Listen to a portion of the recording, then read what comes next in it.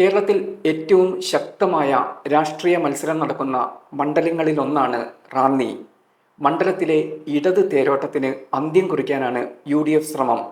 NDAയിൽ കഴിഞ്ഞ തവണ BDJS മത്സരിച്ച മണ്ഡലത്തിൽ ഇക്കുറി 2020-യുടെ തോമസ് കെ സാമുവലാണ്. അദ്ദേഹം പ്രചാരണം തുടങ്ങിക്കഴിഞ്ഞു. നമുക്ക് തോമസ് കെ സാമുവലിനോട് സംസാരിക്കാം. നമസ്കാരം തോമസ് കെ സാമുവൽ. എങ്ങനെയുണ്ട് റാന്നി മണ്ഡലത്തിലെ പ്രചാരണം? 2020 ആണ്, പുതിയൊരു എൻട്രിയാണ്. അതെ, റാന്നി മണ്ഡലത്തിൽ പ്രചാരണം വളരെ ശക്തമായി 2020-യുടെ ഭാഗത്തു നിന്നും പോകുന്നു. NDAയുടെ സഖ്യമായ 2020 റാന്നിയിൽ മുൻപന്തിയിൽ എത്തി നിൽക്കുന്നു എന്നുള്ളത് വിവരം റാന്നിക്കാരെല്ലാവരും മനസ്സിലാക്കി കഴിഞ്ഞിരിക്കുകയാണ്. രണ്ട് ഘട്ടമായി പ്രചാരണം. ഇപ്പോൾ രണ്ട് ഘട്ടമായി പ്രചാരണം അല്ലെ? എങ്ങനെയാണ് ആളുകളുടെ റെസ്പോൺസ്? എങ്ങനെയാണ് ആളുകൾ പ്രതികരിക്കുന്നത്? ആൾക്കാര് വളരെ സന്തോഷമായിട്ട് സ്വീകരിക്കുന്നു. കാരണം ഞാൻ ഈ നാട്ടിലുള്ള ആള് തന്നെയാണ്. റാന്നിയിൽ തന്നെ ജനിച്ച് റാന്നിയിൽ പഠിച്ച്, പ്രത്യേകിച്ച് എൻ്റെ 5 കൊല്ലത്തെ വിദ്യാഭ്യാസം റാന്നി സെന്റ് തോമസ് കോളേജിലായിരുന്നു. പ്രീ ഡിഗ്രിയും 3 കൊല്ലം ഡിഗ്രിയും റാന്നി സെന്റ് തോമസ് കോളേജിൽ തന്നെ പഠിച്ച് റാന്നിയിൽ തന്നെ ഉപജീവന മാർഗം നടത്തി ബിസിനസ് നടത്തി വരുന്ന ഒരാളെന്ന നിലയിലും റാന്നിയെ അറിയാവുന്ന, റാന്നിക്കാരെ അറിയാവുന്ന, റാന്നിയുടെ എല്ലാ സ്പന്ദനങ്ങളും അറിയാവുന്ന ഒരു വ്യക്തി എന്ന നിലയിലും അവരുടെ ഒരു സ്വന്തം സഹോദരൻ എന്ന നിലയിലും റാന്നിയിലെ എല്ലാവരും എന്നെ വളരെ സന്തോഷത്തോടെ സ്വീകരിക്കുകയും സ്നേഹിക്കുകയും ചെയ്യുന്നു. ഇതൊക്കെ വോട്ടായി മാറുമോ? തീർച്ചയായിട്ടും എനിക്ക് അത് നല്ല പ്രതീക്ഷയുണ്ട്. ഇതൊക്കെ വോട്ടായി മാറും. ആൾക്കാരെ സത്യത്തിൽ ഇവിടുത്തെ ഭരണ സംവിധാനങ്ങളോട് വളരെ എതിർപ്പാണ്, അതൃപ്തിയാണ്. റാന്നിയെ സംബന്ധിച്ച് 12 പഞ്ചായത്തുകൾ അടങ്ങുന്ന ഒരു നിയോജക മണ്ഡലമാണ് റാന്നി. ആ 12 പഞ്ചായത്തുകളിലും അടിസ്ഥാന വികസനം പോലും വന്നിട്ടില്ലാത്ത ഒരു നിയോജക മണ്ഡലം റാന്നി മാത്രമായിരിക്കും കേരളത്തിൽ നിന്നാണ് എൻ്റെ ഈ യാത്രകളിൽ എനിക്ക് മനസ്സിലാക്കാൻ പറ്റുന്നത്. ജനങ്ങളെല്ലാം അസംതൃപ്തരാണ്. എല്ലാവരും വളരെ പ്രയാസത്തിലും പ്രശ്നത്തിലും വികസന മുരടിപ്പിൻ്റെ ഒരു വലിയ ഒരു കോട്ടയായി റാന്നി മാറിയിരിക്കുന്നു. LDF UDF സ്ഥാനാർത്ഥികൾ രണ്ടുപേരും നാട്ടുകാരല്ല. ഇതിന്റെ ഒരു ആനുകൂല്യം കിട്ടും. തീർച്ചയായിട്ടും അതിന്റെ ആനുകൂല്യം വളരെ വലുതാണ്. LDF-ന്റെ ആയിരുന്നാലും UDF-ന്റെ ആയിരുന്നാലും രണ്ടുപേരും നമുക്ക് റാന്നിയുമായിട്ട് യാതൊരു ബന്ധവുമുള്ളവരല്ല. പ്രത്യേകിച്ച് ഈ മുന്നണികൾക്കും LDF-നും UDF-നും റാന്നിയിൽ സമർത്ഥരായ ചെറുപ്പക്കാരുൾപ്പെടെയുള്ള അതിശക്തരായ നേതാക്കൾ അവരുടെ ഇരു പാർട്ടികളിലും ഇരു മുന്നണികളിലും ഉള്ള ഒരു വലിയ സംഘടനകളാണ്. പക്ഷെങ്കിൽ അവർക്കൊന്നും ഒരവസരം കൊടുക്കാതെ പുറത്തുനിന്ന് വന്ന 2 വ്യക്തികളാണ് ഇവിടെ മത്സരിക്കുന്നത്. അപ്പോൾ അവരുടെ ഉള്ളിൽ വലിയ രോഷവും നീരസവും അമർഷവും മറ്റുള്ള കാലുവാരുകൾ ഉൾപ്പെടെ എല്ലാ സംവിധാനവും ഉള്ളതുകൊണ്ട് നമുക്ക് റാന്നിക്കാരെന്നുള്ള നിലയിൽ നമുക്ക് നല്ലൊരു വരവേൽപ്പാണ്, ഒരു സ്വീകരണമാണ്, ഒരു സ്നേഹമാണ് അവരുടെ ഇടയിൽ നിന്നുള്ള പ്രവർത്തകരുടെ ഇടയിൽ നിന്നുകൂടെ നമുക്ക് ലഭിച്ചുകൊണ്ടിരിക്കുന്നത്. NDAയിൽ BJP അല്ല, 2020 ആണ്. അപ്പം BJP മിഷനറി ആ രീതിയിൽ ചലിക്കുന്നുണ്ടോ 2020-ക്ക് വേണ്ടിയിട്ട്? തീർച്ചയായിട്ടും 2020-യുടെ സ്ഥാനാർത്ഥിയായി എന്നെ BJP റാന്നിയിലെ BJP ഘടകം ഇരുകൈകളും നീട്ടി സ്വീകരിച്ച് അവര് അതുപോലെ എന്ന് വാക്കുകളിൽ പറഞ്ഞ് അറിയിക്കാൻ പറ്റാത്ത രീതിയിലുള്ള സപ്പോർട്ടും സഹകരണവും. ആക്ച്വലി എല്ലാ പ്രവർത്തകരും വളരെ ആക്റ്റീവാണ്. ഇവരെ ക്യാമ്പ് വളരെ ഉണർന്ന് പ്രവർത്തിക്കുകയാണ്. രാവിലെ തന്നെ ഇവിടെ നോക്കിക്കഴിഞ്ഞാൽ തന്നെ നിങ്ങൾക്ക് അതിൻ്റെ കാര്യങ്ങളും ആരോഗ്യങ്ങളും ഒക്കെ അറിയാൻ പറ്റുന്നുണ്ടല്ലോ. അതാണ് എനിക്ക് പറയാനുള്ളത്. LDF-ൽ കടുത്ത വിഭാഗീയതയുള്ള ഒരു ജില്ല കൂടിയാണ് പത്തനംതിട്ട. കോൺഗ്രസിലും UDF-ലൊക്കെ പ്രശ്നങ്ങളുണ്ട്.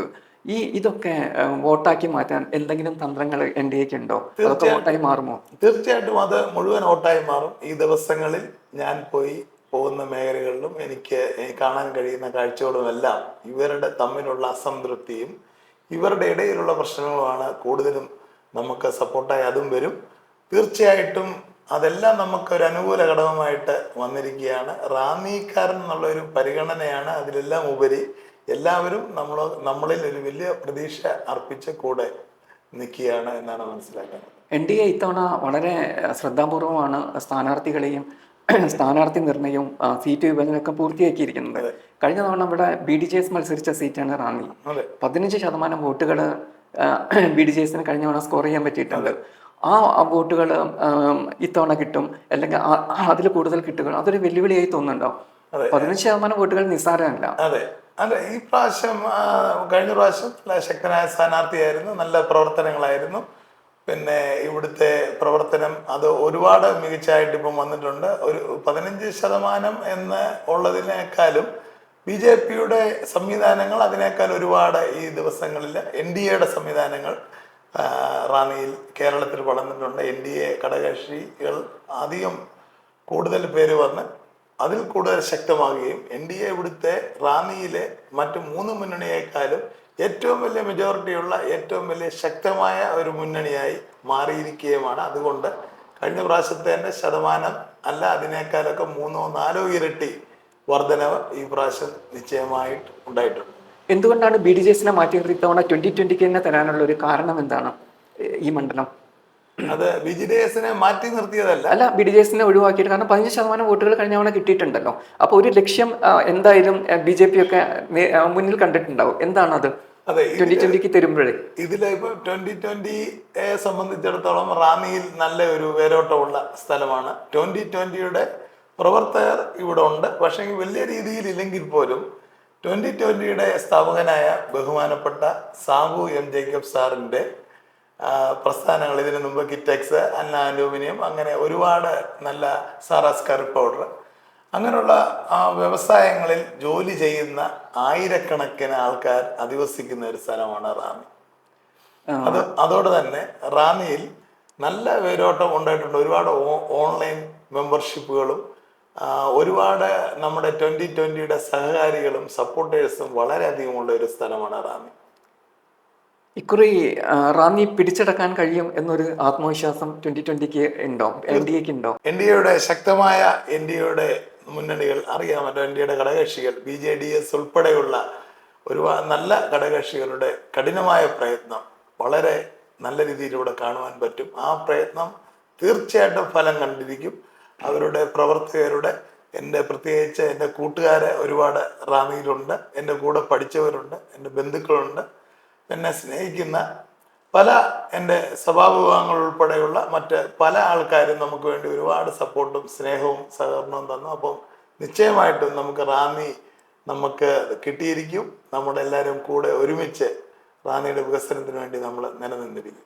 കേരളം ഉറ്റുനോക്കുന്ന ഒരു മണ്ഡലമാണ് റാന്നി എന്നല്ല, കേരളം ഉറ്റുനോക്കുന്ന ജില്ലയാണ് പത്തനംതിട്ട. ശബരിമല യുവതീ പ്രവേശനം, ശബരിമല സ്വർണ്ണക്കൊള്ള, ഇത്തരം പ്രശ്നങ്ങളൊക്കെ ഉള്ള ജില്ലയാണ്. അപ്പം ഇതിലുള്ള എന്തായിരിക്കും ജനവിധി എന്ന് പൊതുവെ ഉറ്റുനോക്കുന്നുണ്ട്. എന്തായിരിക്കും ഈ ശബരിമല ഏത് രീതിയിലാണ് 2020-ക്ക് നേട്ടമുണ്ടാക്കാൻ പോകുന്നത്? 2020-ക്കും NDA-ക്കും ഏറ്റവും വലിയ മെയിൻ പ്രചാരണ വിഷയം ശബരിമല വിഷയം തന്നെയാണ്. കാരണം റാന്നി മണ്ഡലം ഉൾപ്പെട്ട പ്രദേശത്താണ് ലോകത്തിലെ ഏറ്റവും കൂടുതൽ ഭക്തർ കടന്നു വരുന്ന ശബരിമല ക്ഷേത്രം സ്ഥിതി കൊള്ളുന്നത്. നാം എല്ലാവർക്കും അറിയാവുന്നതുപോലെ ശബരിമല ക്ഷേത്രത്തിൽ നടന്ന സ്വർണ്ണക്കൊള്ള നടത്തുകയും ശബരിമല വിശ്വാസികളുടെ വിശ്വാസങ്ങളെ വ്രണപ്പെടുത്തുന്ന രീതിയിലുള്ള പ്രകോപനമായ സമീപനമാണ് ഈ സർക്കാരിൻ്റെ നിന്നും വന്നിട്ടുള്ളത്. അതിനെതിരെ ഇവിടുത്തെ UDF-നോ ഇവിടുത്തെ കോൺഗ്രസിനോ ഒന്ന് പ്രതികരിക്കാനോ അതിനെതിരെ ഒരു സമരം നടത്തുവാൻ പോലും അവർക്ക് സാധിച്ചിട്ടില്ല. തീർച്ചയായിട്ടും 2020-യുടെ മെയിൻ പ്രചാരണ വിഷയം, NDA-യുടെ പ്രചാരണ വിഷയം ശബരിമല വിഷയം തന്നെയാണ്. ഭക്തർക്ക് ഇവിടെ തീർച്ചയായിട്ടും നീതി ലഭിക്കണം, വിശ്വാസം സംരക്ഷിക്കപ്പെടണം. ശബരിമലയിൽ കൊള്ള നടത്തിയ ഈ കൊള്ളക്കാരെ, ഈ കൊള്ള മുതൽ വിൽക്കുവാൻ അവരെ സഹായിച്ച UDF അല്ലെങ്കിൽ ഈ കോൺഗ്രസ്സുകാരെയും ഈ തെറ്റ് ചെയ്ത് എല്ലാവരെയും കൽത്തുറങ്കിൽ അടയ്ക്കുന്ന വരെയാണ് നമ്മുടെ പോരാട്ടം. മോട്ടിച്ച സ്വർണം, കളവ് പോയ സ്വർണം, കട്ടുകൊണ്ടുപോയ സ്വർണം തിരികെ കൊണ്ടുവെപ്പിക്കുകയാണ് നമ്മുടെ ലക്ഷ്യം. ഈ ശബരിമല സ്വർണ്ണക്കൊള്ള UDF-ന്റെ വെറും ഒരു രാഷ്ട്രീയ ആയുധമാണ് എന്ന് ഈ മണ്ഡലത്തിലെ ജനങ്ങൾ തിരിച്ചറിയുന്നുണ്ടോ? അതെ, തീർച്ചയായിട്ടും അവരെ അത് ചുമ്മാ ഒരു രാഷ്ട്രീയ ആയുധവും ചുമ്മാ പാട്ടും പാടി പോകുന്നല്ലാതെ അവരതിനു വേണ്ടി ഒരു വാക്ക് മിണ്ടുകയോ അതിനുവേണ്ടി ഒരു സമരം നടത്തുകയോ അതിൽ ഉൾപ്പെടുകയോ ഒന്നും ചെയ്തിട്ടില്ല. ഇത് വെറും മൂടുപടം അവരൊരു താൽക്കാലികമായി കാണിക്കുന്ന ഒരു പ്രഹസനമായി മാത്രമേ നമ്മൾ അതിനെ കാണേണ്ടതുള്ളൂ. പ്രചാരണത്തിനിടയിൽ ശബരിമല പറ്റി എന്താണ് ജനങ്ങളുടെ പ്രതികരണം അറിയാൻ കഴിഞ്ഞിട്ടുണ്ട്? അതെ, തീർച്ചയായിട്ടും ശബരിമലയെ പറ്റിയാണ് നമ്മൾ പോകുന്ന സ്ഥലങ്ങളിലല്ലേ. എൻ്റെ പ്രചരണം തുടങ്ങിയത് തന്നെ ശബരിമല ഉൾപ്പെടുന്ന പഞ്ചായത്ത് അട്ടത്തോട് ആദിവാസി മേഖലകളിൽ നിന്ന് അടിവാരത്തിൽ നിന്നാണ് സ്റ്റാർട്ട് ചെയ്യുന്നത്. അവിടെ ഏകദേശം 100-400 വീടുകൾ ആദിവാസി സഹോദരങ്ങൾ താമസിക്കുന്നുണ്ട്. അവർക്ക് അവിടെ അടിസ്ഥാന സൗകര്യം പോലും എത്തിയിട്ടില്ല. ഇത്രയും കോടിക്കണക്കിന് രൂപ വരുമാനം സർക്കാരിന് ലഭിക്കുന്ന ശബരിമലയുടെ കാവൽക്കാരായി താമസിക്കുന്ന അവിടുത്തെ ആദിവാസി സഹോദരങ്ങൾക്ക് ഒരു കുടിവെള്ളമില്ല. അവിടെ അവർക്ക് കയറിക്കിടക്കാൻ ഒരു മുറിയുള്ള ഒരു കെട്ടിടം പോലും ഇല്ല. വളരെ ശോചനീയമായ അവസ്ഥ. വെറും ടാർപ്പാ ഷീറ്റ് വലിച്ചു കെട്ടി അതിന് താഴെ അവർ കിടന്നുറങ്ങുന്നു. അതിനേക്കാൾ ഉപരി അവിടെ മുഴുവൻ രോഗം പകർന്നിരിക്കുകയാണ്. യാതൊരു അടിസ്ഥാന സൗകര്യങ്ങളോ അവർക്കൊരു ജോലിക്ക് പോകാനുള്ള അവസരങ്ങളോ വാഹനം ചെല്ലാനുള്ള സൗകര്യങ്ങളോ റോഡോ ഒന്നുമില്ലാതെ ദുരിതക്കയത്തിലായിരിക്കുന്ന ഒരു പറ്റം ജനങ്ങളെയാണ് അവിടെയും നമുക്ക് കാണാൻ പറ്റുന്നത്. ഈ കടന്നു ചെല്ലുന്ന 12 പഞ്ചായത്തുകളിലും ശബരിമലയുടെ ആശങ്കകൾ ഭക്തർക്കുണ്ട്. അതിനെല്ലാം നമ്മൾ അവരുടെ കൂടെ, അവരുടെ വിശ്വാസം സംരക്ഷിക്കുവാൻ കൂടെ 2020 എന്നും കാണും, NDA എന്നും കാണും എന്നുള്ള പൂർണ്ണ ഉറപ്പ് ജനങ്ങൾക്ക് തന്നെയുണ്ട്. ദളിത് പിന്നോക്ക വിഭാഗങ്ങളുടെ വോട്ട് ഇതാക്കാൻ എന്തെങ്കിലും പദ്ധതികളുണ്ടോ, വോട്ട് സമാഹരിക്കാൻ വേണ്ടിയിട്ട്? തീർച്ചയായിട്ടും നമ്മൾ ഇന്ന് നേരിടുന്ന ഇവിടുത്തെ നമ്മുടെ റാന്നി നിയോജക മണ്ഡലത്തിലെ പ്രിയപ്പെട്ട ദളിത് വിഭാഗത്തിലുള്ള സഹോദരങ്ങൾ ഗ്രാൻഡ് ഉൾപ്പെടെയുള്ള വിഷയങ്ങൾ അവർക്ക് മുടങ്ങിക്കിടക്കുകയാണ്. അവരെ സമൂഹത്തിന്റെ മുൻനിരയിലോട്ട് കൊണ്ടുവരുവാനും അവർക്ക് നിലവിലുള്ള സാഹചര്യങ്ങൾ ഒന്ന് മാറ്റിയെടുക്കുവാനും അവരുടെ കുഞ്ഞു കുട്ടികൾക്കും വളർന്നു വരുന്ന യുവതലമുറകൾക്കും വേണ്ടി ഒരു ക്ഷേമ പ്രവർത്തനങ്ങളും ഈ ഗവൺമെന്റിന്റെ ഭാഗത്തു നിന്നോ ഈ ഇരു മുന്നണിയുടെ ഭാഗത്തു നിന്നോ ഒന്നും ഉണ്ടാകുന്നുണ്ട്. തീർച്ചയായും ഞാൻ അവരുമായിട്ട് കൂടുതലായിട്ട് സംസാരിക്കുകയും അവരുടെ നേതാക്കളെ കാണുകയും അവരുടെ പ്രശ്നങ്ങൾ വളരെ കാര്യക്ഷമമായി പഠിക്കുകയും ചെയ്തുകൊണ്ടിരിക്കുന്നു. തീർച്ചയായിട്ടും ദളിത് സമൂഹത്തെ നമ്മുടെ നെഞ്ചോടെ ചേർത്ത് നിർത്തി അവരുടെ അടിസ്ഥാന സൗകര്യങ്ങൾ വികസിപ്പിച്ച് അവരുടെ ഗ്രാൻറ്റുകൾ മുഴുവൻ മുടങ്ങിക്കിടക്കുക അത് വകമാറ്റി ചെലവാക്കുകയും ചെയ്ത് ആ കുഞ്ഞുങ്ങൾക്ക് പഠിക്കുവാൻ യാതൊരു നിർവാഹമില്ലാത്ത സിറ്റുവേഷനിലാണ്. അത് വളരെ ദയനീയമായ സംഭവമാണ്. അതിനൊക്കെ തീർച്ചയായിട്ടും 2020 വ്യക്തമായ പദ്ധതികളും അവരുടെ കൂടെ നിൽക്കാനുള്ള പദ്ധതികളും വികസന പ്രവർത്തനങ്ങളും പാക്കേജുകളും നമ്മുടെ കയ്യിലുണ്ട്. റാന്നി ഇടത് കുത്തക മണ്ഡലമാണ്. 5 തവണയാണ് രാജു അബ്രഹാം ജയിച്ചത്. അതിനുശേഷമാണ് പ്രമോദ് നാരായണ വന്നത്. അപ്പൊ ഇത്തരം ഒരു മണ്ഡലം പിടിച്ചെടുക്കാൻ കഴിയും എന്ന ആത്മവിശ്വാസത്തിന് പിന്നിൽ എന്താണ്? തീർച്ചയായിട്ടും ഇത്രയും വർഷം റാന്നി ഇടത്ത് കൂടെ നിന്ന മണ്ഡലമാണെന്ന് നമുക്ക് എല്ലാവർക്കും അറിയാം. പക്ഷേങ്കിൽ ഇത്രയും കാലയളവിൽ റാന്നി ഒരുപാട് വർഷം പുറകോട്ട് പോയി. റാന്നിയിൽ അടിസ്ഥാന വികസനം പോലും റാന്നിക്കാർക്ക് ലഭ്യമാക്കിയിട്ടില്ല. ഒരു ഇൻഫ്രാസ്ട്രക്ചറും ഇല്ലാത്ത ഒരു സ്ഥലമായി മാറിയ റാന്നി നമ്മളെ ഇട്ടിപ്പാറ തന്നെ മെയിൻ. അപ്പോൾ ഇട്ടിപ്പാറ തന്നെ നോക്കുമ്പോൾ ഇവിടെ റാന്നിയിൽ ഒരു പാലം പണിഞ്ഞ ഒരു പ്രഹസനം നടത്തി. അത് വെറും കമ്പി കൂനകൾ മാത്രമേ ഉള്ളൂ. അതിന്റെ മണ്ടയ്ക്ക് ഒരു സ്ലാബോ ഒരു കാര്യങ്ങളോ ഒന്നുമില്ല. വർഷങ്ങളായി അതിന്റെ എല്ലാ വർഷവും ഉദ്ഘാടനം നടക്കുന്നു. 4 വർഷം ഉദ്ഘാടനം നടത്തി. അതെ, 4 വർഷത്തെ മേലെ. അതുപോലെ തന്നെ റാന്നി 4 തവണ ഉദ്ഘാടനം നടത്തി. 4 തവണ ഉദ്ഘാടനം നടത്തി. അതുപോലെ തന്നെ റാന്നി ബസ് സ്റ്റാൻഡ്, അത് വളരെ കൗതുകകരമായ ഒരു കാര്യമാണ്. ബസ്സുകൾ കയറുവാനോ ഇറങ്ങുവാനോ പറ്റാത്തൊരു സാഹചര്യം. അതുപോലെ തന്നെ അവിടെ ജനങ്ങൾ യാത്രക്കാർ വന്നു കഴിഞ്ഞാൽ അവർക്ക് ഇരിക്കുവാനോ അവർക്കൊന്ന് ഒരു ടോയ്ലറ്റിൽ പോകുവാനോ ഒരു കംഫർട്ട് സ്റ്റേഷൻ പോലും ഇല്ലാത്ത ഒരു ബസ് സ്റ്റാൻഡാണ് റാന്നി ചന്ത. ഞാൻ കഴിഞ്ഞ ദിവസം പോയപ്പോൾ അവിടെ ഉള്ളത് 2 കച്ചവടക്കാരാണ്. അവരോട് ചോദിച്ചപ്പോൾ അവര് നേരിടുന്ന പ്രശ്നങ്ങൾ പലതാണ്. അവിടുത്തെ അമിത വാടക, സൗകര്യമില്ലായ്മ, ആൾക്കാർക്ക് അശാസ്ത്രീയമായ സമീപനങ്ങൾ അവിടെ നടന്നു. അതുപോലെ തന്നെ ശബരിമല ഭക്തന്മാർക്ക് വേണ്ടി ഒരു പിൽഗ്രിം സെന്റർ പണിയും എന്ന് വലിയ ഉദ്ഘാടന മാമാങ്കങ്ങളും കാര്യങ്ങളൊക്കെ നടത്തി. അതൊന്നും ഇവിടെ തുടക്കം പോലും ആയിട്ടില്ല. ഒരുപാട് സാധ്യതകൾ വികസിപ്പിച്ചെടുക്കാവുന്ന ഒരു സ്ഥലമായിരുന്നു റാന്നിയിൽ അടിസ്ഥാന സൗകര്യം പോലും ചെറിയ താഴേക്കിടയിലുള്ള ഒരു ഉന്നമനം പോലും ഇവർക്ക് കൊണ്ടുവരാൻ കഴിഞ്ഞിട്ടില്ല. അതോടൊപ്പം തന്നെ 12 പഞ്ചായത്തുകളും ഒരുപാട് വർഷം പുറകിലോട്ട് ഒരു അടിസ്ഥാന സൗകര്യവുമില്ലാതെ വളരെ പ്രാചീന കാലത്തിന് തുല്യമായി കടന്നു പോയിരിക്കുകയാണ്. അത് തിരികെ കൊണ്ടുവരിക എന്നുള്ളത് ഇവിടുത്തെ ജനത്തിൻ്റെയും റാന്നി നിവാസികളുടെയും ആഗ്രഹമാണ്, ആശയാണ്. അത് 2020 സാധിക്കും എന്നുള്ളത് ശക്തമായി പറയാൻ. എന്തൊക്കെയാണ് NDA പ്രചാരണത്തിന് തുറപ്പുചീട്ട്? NDA പ്രചാരണത്തിന്റെ തുറപ്പുചീട്ട് സത്യത്തിൽ റാന്നിയിൽ ഈ ശോചനീയ അവസ്ഥ തന്നെയാണ്. വികസനം, അതാണ് നമ്മുടെ മുഖമുദ്ര. നമ്മുടെ ചെറുപ്പക്കാർക്ക് ഇവിടെ നിൽക്കുവാൻ സാധിക്കുന്നില്ല. ചെറുപ്പക്കാർക്ക് വേണ്ടി ഒരു പദ്ധതികളും ഇവിടെ ആസൂത്രണം ചെയ്തിട്ടില്ല. റാന്നിയെ സംബന്ധിച്ച് ഒരു വീടുകളിലും ചെറുപ്പക്കാരെ ഇപ്പൊ കാണുവാൻ സാധിക്കുന്നില്ല. അവർക്ക് പഠിക്കുവാനോ പഠിച്ച് മറ്റ് സ്ഥലങ്ങളിൽ നിന്ന് വരുന്നവർക്ക് നല്ല രീതിയിൽ ജോലി ചെയ്യുവാനോ നല്ല ശമ്പളം നേടുവാനോ ഉള്ള ഒരു ഫെസിലിറ്റിയും റാന്നിയിൽ വന്നിട്ടില്ല.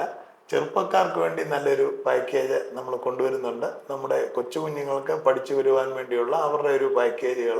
അതുപോലെ തന്നെ നമ്മുടെ മാതാപിതാക്കളും വളരെ വിഷമത്തിലാണ്. അവർക്കും ഒരുപാട് പ്രയാസങ്ങളും ബുദ്ധിമുട്ടുകളാണ് പറയാനുള്ളത്. നല്ലൊരു ആശുപത്രി സേവനങ്ങളും നമ്മുടെ ഈ 12 പഞ്ചായത്തുകളിലും ഗവൺമെന്റ് തലത്തിൽ വന്നിട്ടില്ല. ക്രിസ്ത്യൻ വിഭാഗത്തിനുള്ള സ്ഥാനാർത്ഥി എന്ന രീതിയിൽ ഒരു ആനുകൂല്യം പ്രതീക്ഷിക്കുന്നുണ്ടോ? ഒരു ഒട്ടനവധി ക്രിസ്ത്യൻ വോട്ടുകളുള്ള മണ്ഡലം കൂടിയാണ് റാന്നി. ഈ വോട്ടുകൾ സമാഹരിക്കാൻ കഴിയുമോ?